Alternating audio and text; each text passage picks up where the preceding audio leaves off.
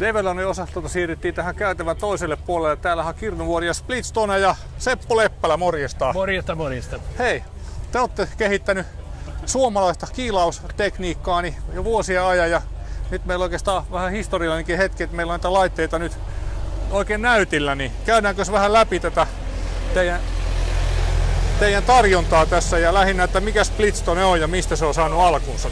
Joo, Splitstone on tietysti hydraulinen kivenkiilauslaite ja firman alkuhan on vuodelta 1986 ja siellä sitten jo ehkä 90-luvulla niin alettiin ensimmäisiä kiilavehkeitä niin valmistaa yhteistyössä sitten paikallisten kivilouhosten kanssa Varsinais-Suomessa kun ollaan, niin siellä niitä oli siihen aikaan, on toki vieläkin hiukan.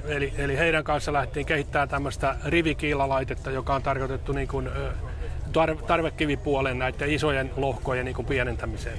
Ja sehän onkin ihan päteväksi laitteeksi osoittautunut tuolla oikein isoilla louhoksilla. No sitä on Suomen louhoksilla ja USAssa. Ja sitten Sandvikin kautta on mennyt myöskin sitten muualle ympäri maailmaa, että heidän poralaitteen niin kuin kaverina on sitten niitä laitteita mennyt.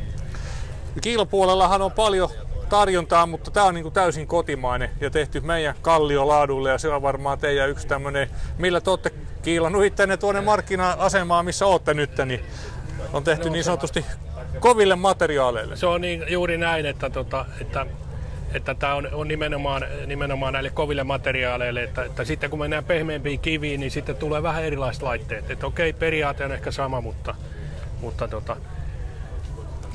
tämähän on nyt sitten meidän tai yksi uusimmasta päästä oleva, joka on tarkoitettu niin kuin vaakakiilaukseen, eli tunnelien tai vastaavien seinämien niin kuin louhitaan.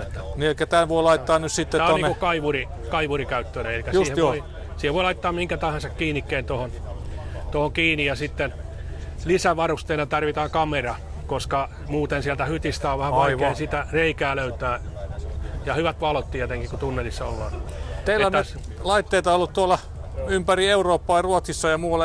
Onko näitä jo porajumpoihin kytketty? No meillä on yksi meidän tiedossa yksi sovellus, että me ei tietenkään ihan kaikkia tiedä, mihin ne on mennyt. Niin, kyllä. Yksi on kotimainen valmistaja, joka on laittanut niin kuin porajumpoon. Joo, niin just joo. Niin kuin poraa kiilaa. Joo. Ja sitten on myös muutamia muita yhteistyökumppaneita, niin kuin Stone Power esimerkiksi, kuka tekee sitten meidän kiilalla myös porakiilalaitteita. Minkäs kokoiseen koneeseen tämä kyseinen laite nyt sitten on tarkoitettu? Tämähän on järeempää kaliberiä. Joo, tämä painaa noin 600 kiloa, riippuen sitten vähän tuosta kiinnikkeestä. Että painavahan se ei ole, että enemmänkin siinä on sitten ne muut että se ulottuvuus riittää ja tämän tyypin asiat. Tämä testattiin 15 tonnin pyöräkoneella, että sillä se toimi tosi hyvin. Että varmaan 10 tonnin koneellakin vielä onnistuu. No siitä varmaan sitten, että siellä riittää hydrauliikan tuotot ja kaikki. Että kyllä. Te olette kuuluisia siihen, että nämä toimii ihan, sanotaanko matalilla paineilla. Niin Joo, se on, että siinä on painepuusteri, joka sitten kohtaa sen tarvittavan paineen, koska nämä kiilat tarvii kuitenkin aika kovan paineen. Ja tietenkin se, että mitä pienempi sylinteri, sitä kovemman paineen. Ja sitten meillä tässä Octagon-versiossa, joka tarkoittaa tätä 8-kulmasta muotoa, niin siinä on aina ominaisuutena se boosteri sekä sitten kiilan automaattirasvaus tänne kiilan yläosaan. Käsin tarvii silti lisärasvata, se on se. Mutta se helpottaa, koska ei tarvitse levittää niin paljon. Se on hankala se käsin rasvaus tänne yläosaan. Sitten siinä on vielä sellainen ominaisuus, että se pistää ekstra paineen niin kuin takaisinpäin. Eli se kiilaamisen ominaisuus, mikä tapahtuu aina joskus, että se juuttuu, niin tämä ei tee sitä. Se vetää aina pois.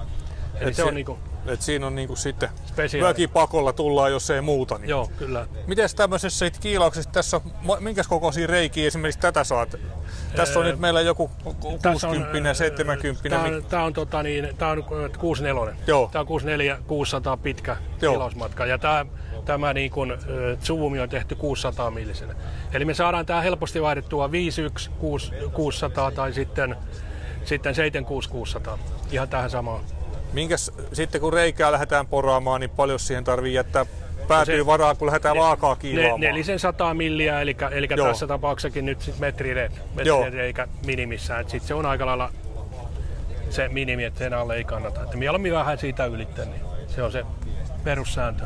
Ja sitten sulla on tässä tää teidän 220. Tätä koko luokkaahan täällä nähnyt jo, ainakin tuossa käyty vähän asiakkaallekin kattelemassa, niin on tuolla, jos monessakin työmaassa, niin on koneen nokalla roikkumassa. Joo, meillä on näitä tämä on tavallaan sellainen niin sanottu standardiversio, jossa ei ole sitten näitä erikoisjuttuja, mistä äsken puhuttiin, mutta erittäin toimiva peli monessa kohteessa. Ja nyt sitten tämä on sillä lailla uusi, että tämä on pikkasen isompi kuin meidän se vanha 200-malli. Eli noin vähän yli 20% lisää voimaa. Okei, niin tämä on tosiaan niin teillä on 200 aikaisemmin. Tämä on siis aivan uusi. Joo, eli sitten on se 250, joka on vielä vähän isompi. Mutta tämä tulee, jääkö teillä 200 nyt pois vai tulee sitä siihen väliin uutena? No se nyt jää nähtäväksi, että miten siinä sitten käy, että se on vähän kysynnästä kiinni, mutta tämä on tavallaan niin kuin hiukan lisää voimaa siihen 200, joka ei mikään voimaton ole sekään. Mutta ei. Että taas päästään vähän pienemmillä paineilla. Ei tarvitse välttämättä niin paljon painetta ja kivi rikkuu. Ja tuohon on tullut tommoset käsikahvatkin on nähnyt, että ainakaan vielä työmailla tavannut, mutta tässä on nyt ihan helpompi ohjata sitten.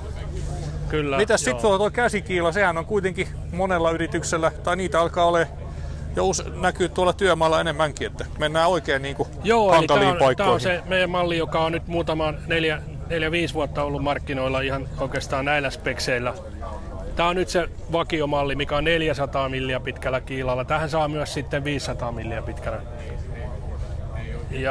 Ja tämä on siitä helpompi tapaus, että käy 230 sähköllä. Toki 16 sulake tarvitaan, mutta... No joo, mutta se nyt löytyy jo Suomessa useimmista rakennuksista aika helposti. Joo. Ja sitten tietysti aggregaatin kanssa pystyy. Ja sitten teiltä saa kiilaterät ja rasvat sitten tarvittaessa lisää siellä. Joo, rausia sitten. Hei, mikä tällä hetkellä toimitusajat aina puhuttaa ja varmaan on päästy teillekin jo takaisin lähelle normaalia. Niin nyt kyllä nyt on selkeästi nopeammin saadaan tänä päivänä aikaiseksi ja ollaan pystytty varastoonkin tekemään jonkun verran enemmän puolivalmiiksi mitä aikaisemmin tuossa.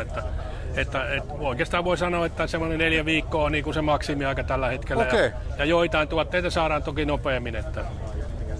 Ja näähän sanoit puolivalmiit, niin onko näissä sitten asiakasräätälöintiä paljon vai? Oikeastaan monta kertaa on niin, että siinä on kuitenkin jotain pientä viilausta, mutta että peruskonsepti on suht sama, että me pystytään sillä niin valmistamaan puolivalmiiksi, että ei ole niin kovin pitkä sitten se toimitusaika. Hyvä. Siinä tuli aika paljon kiila-asiaa meille ja kun kiilausasiat rupeaa kiilostaa enemmänkin, niin mä laitan tuohon alle Sepo-yhteystiedot, niin saa soitella ja pyytää paikalle ja tarkempaa esittelyä varten. Lähdetään jatkoon. Hyvä homma, kiitoksia. Näin.